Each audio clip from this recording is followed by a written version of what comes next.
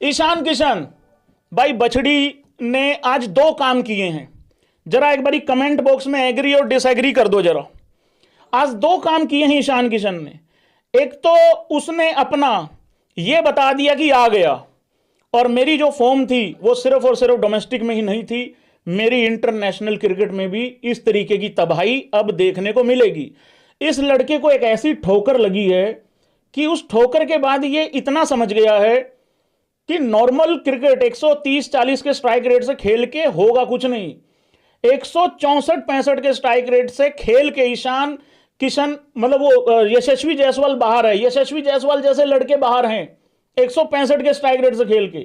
ईशान हालांकि एक wicket keeper भी है। तो भाई उसको सीधा सा एक बात समझ में आ चुकी है, उसको दो तीन बातें पल्ले पड़ गई हैं। एक तो ये 200-250 से नीचे का मीटर रखना नहीं है। दूसरी बात उसको यह समझ में आ गई है, अगर मान लो तिलक वर्मा फिट हुआ, अगर तिलक वर्मा फिट हुआ, जो कि होना चाहिए भाई, इंजरी नहीं होनी चाहिए, तो अगर तिलक वर्मा फिर वापस आता है, या तिलक अगर रूल्ड आउट ही हो जाता है, या उसकी जगह श्रेयस अय्यर उसको वर्ल्ड कप में रिप्लेस करता है, वटएवर जो भी सिनेरियो बनता है, तो भाई मैं बाहर नहीं बैठूंगा।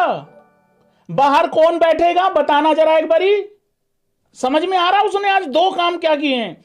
एक काम यह किया है कि उसने अपने आप को एक ऐसा भौकाल मचा के उसने अपने आप को आज एक स्टैब्लिश कर दिया कि मैं अभिषेक शर्मा की तरह ही तोड़ाई करूंगा, बहुत गंदे वाली।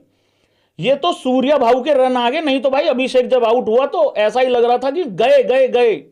तो उसने आज दो चीजें कर दी हैं। विकेट कीपर है वो, मैं आपको बार बार बता रहा हूं। अगर मान लो नंबर 3 पे कोई दूसरा लड़का आया जो कि फिट अगर हो जाता है, तिलक बाहर निकलेगा, फिर ये नहीं ईशान नहीं निकलेगा बाहर। बाहर निकलने के बहुत ज्यादा चांसेस बन गए भाई संजू सैमसन के। और मैं यहां पे अब मैं पहले संजू पे आने से पहले भाई लोगों, ईशान किशन ने बहुत भौकाल मचाया भाई, कमाल कर दिया। भौकाल वैसे बार बार वर्ड यूज हो रहा है, ऐसा नहीं होना चाहिए भाई, मेरे पास ना शब्द नहीं है। बेसिकली तूफानी पारी यार भाई, ईशान किशन की तूफानी पारी। और एक यहां जेस्चर में वो जरा जरूर दिखाना चाहता हूं भाई लोगों।